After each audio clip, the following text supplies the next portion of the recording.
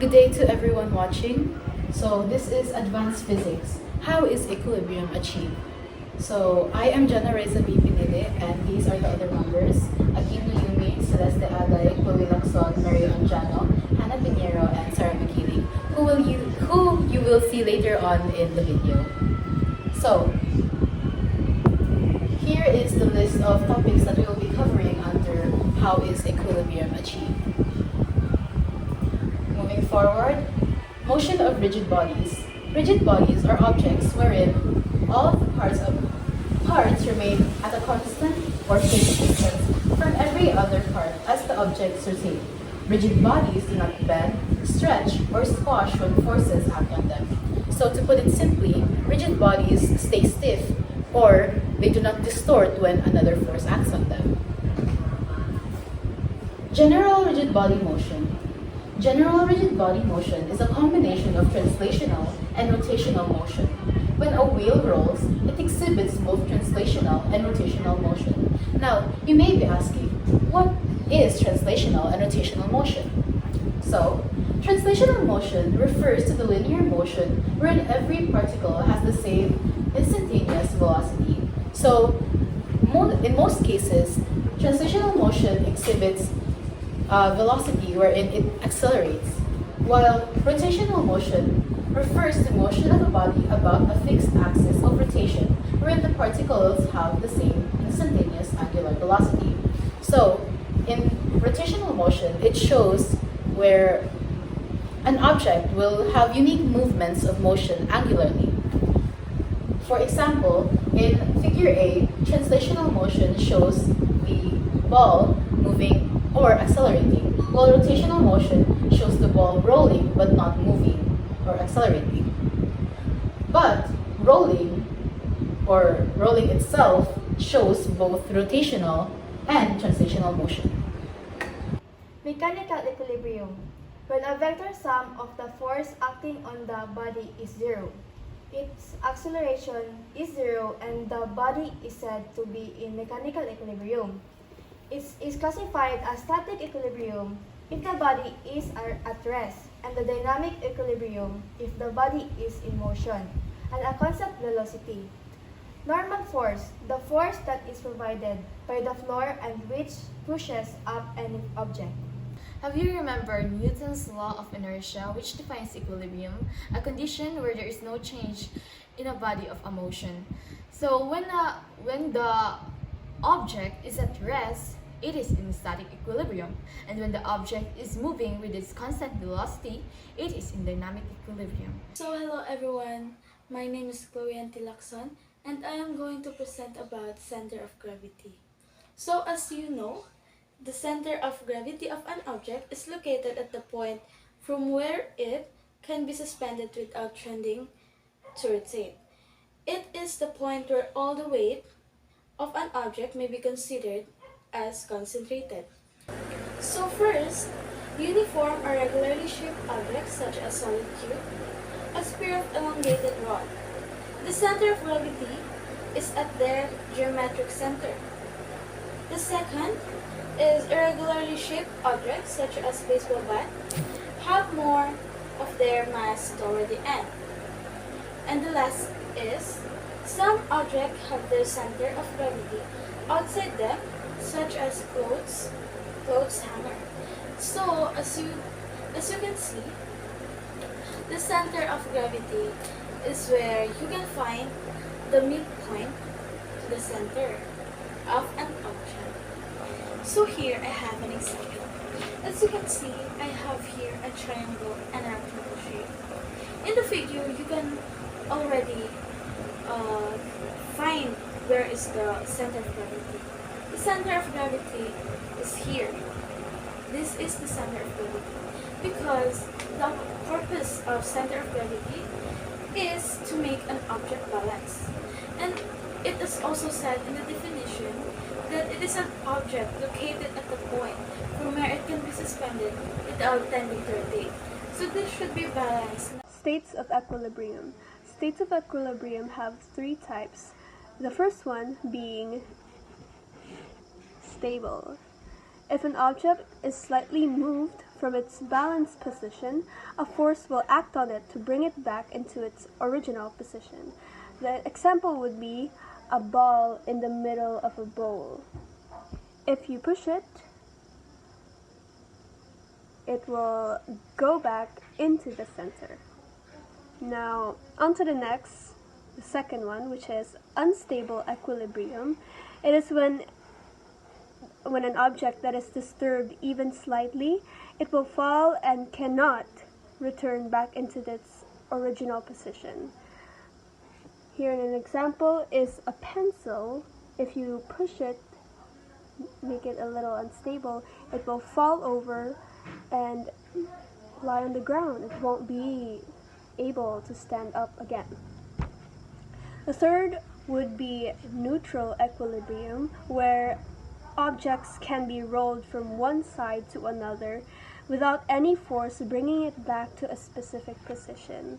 Now, imagine a ball on one side. This is one side. You will push it to the other side. It will keep rolling until eventually it's reached its final destination, which is the other side. Let's go to the first condition of equilibrium. The first condition defines forces with lines of action through the same point are called concurrent forces.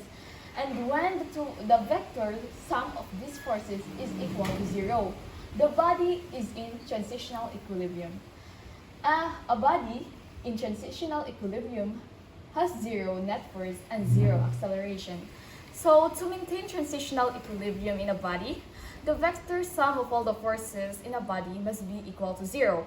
In other words, we can say that to maintain equilibrium, the sum of all the forces acting on a body, which is the horizontal forces and together with the vertical forces, must be equal to 0. So, let's go to the first sample problem in the first condition. So, we suspend a mass of 5 kilograms from the ceiling using a string. What is the tension in the string? So, the given are 5 kilograms, which is the mass, and the constant acceleration due to gravity, 9.8 meters per second squared. So, to find the weight, let's find the weight of the object. So, to find it, weight is equal to mass times the gravity. So, we simply multiply the 5 kilograms to the constant acceleration, which is 9.8 meters per second squared. So, if we will going to multiply the kilograms times meters per second squared, it will give us newtons. So, the answer of the equation here, 5.0 times 9.8 is equal to 49. So, the final weight is 49 newtons. So, let's go to the forces acting on it. So, the sum of all the forces is equal to tension plus negative weight is equal to 0. So, the tension, this will become minus because if we multiply the positive to the negative, it will give us negative. So, it will become tension minus the weight is equal to 0. Since this is negative 49, we will going to transpose this and this will become positive. This will give us the tension of 49 newtons. That's all. Here are some cases that are under the first condition of equilibrium. Case 1. A box on a table. The forces acting on the box are its weight acting downward and the normal force that the table exerts upward on the box. Summation of forces is equal to Fn plus open close parenthesis negative W is equal to 0. You might be wondering why it's negative W. Well, as you can see on the figure, the arrow that's pointing downward represents the weight. That's why it is negative. So since W is negative, we are going to transpose it onto the other side so it will become positive. So now we are left with Fn or normal force is equal to W, positive W. Second condition of equilibrium. Torque is the quantity that measures how effectively a force or F causes acceleration. A torque is produced when force is applied with leverage. It is defined as the product of the force and the lever arm. The lever arm is the perpendicular distance from the axis of rotation to the line along which the force acts. So the formula would be torque equals force times lever arm, or in the shortened form, P equals FL. Here is an example for the second condition of equilibrium, case 1. A bamboo pole carried at each end. In a single dance, two men are carrying a princess on a bamboo pole that is 5.0 meters long and weighs 200 newtons. If the princess weighs 450 newtons and sits 1.5 meter from one end, how much weight must each man support? Given perpendicular distance of a bamboo is equal to 5 meters, weight of a bamboo is equal to 200 newtons, and weight of the princess is equal to 450 newtons. Find force 1 and force 2. Using the first condition, summation of forces is equal to force 1 plus force 2 plus negative weight of the bamboo plus negative weight of the princess is equal to 0. Just like the first example in the first condition, we already know why that is negative. So we are going to proceed. So just like in the first condition again, we are going to transpose it, then proceed to substitution.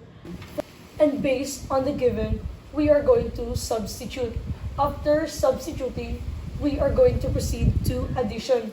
And after that, we are now left with 650 newtons. And that is the weight that both men must support. We are now going to move on to Sarah. So by using the second condition, axis passes through the first force. So we will going to use the formula, the sum of the torque clockwise is equal to the sum of the torque counterclockwise. So we will going to substitute it. So the weight of the bamboo times the perpendicular distance of the bamboo plus the weight of the princess times the perpendicular distance of the princess is equal to the second force and the perpendicular distance times 2. So we will just substitute each on its place. So the weight of the bamboo is equal to 200 newtons times the perpendicular distance of the bamboo is 2.5 meters plus the weight of the princess, which is 450 newtons times the length of the princess is equal to 3.5 meters. So we will just bring down the second force times the L2, which is 5 meters. So if we will to multiply the 200 newtons to 2.5 meters, it will give us 500 newtons meters. Plus, if we will going to multiply the 450 newtons to 3.5 meters, it will give us 1,575 newtons meters is equal to the second force. So let's just bring down 5 meters. And then if we will going to add the 500 newtons per meters plus 1,575 newtons per meters, it will give us 2,075 newtons per meters. And let's just bring down the second force 5 meters. So to get the second force, we will to divide each to 5 meters. So here, if we will going to divide it to 5 meters, we will just directly cancel the meters here and cancel the 5 meters. And there, if we will going to divide 2,075 newtons to 5 meters, it will give us 415 newtons. So the second force is equal to 415 newtons. Now, for solving for the first force, we will just simply subtract the second force to the force of the sum of forces, which is 650 newtons. So, force number 1 plus force number 2 is equal to 650. So, force 1 is equal to 650 newtons minus the force number 2 is equal to 235 newtons. So, now, the first force is equal to 235 newtons and the second force is equal to 415 newtons.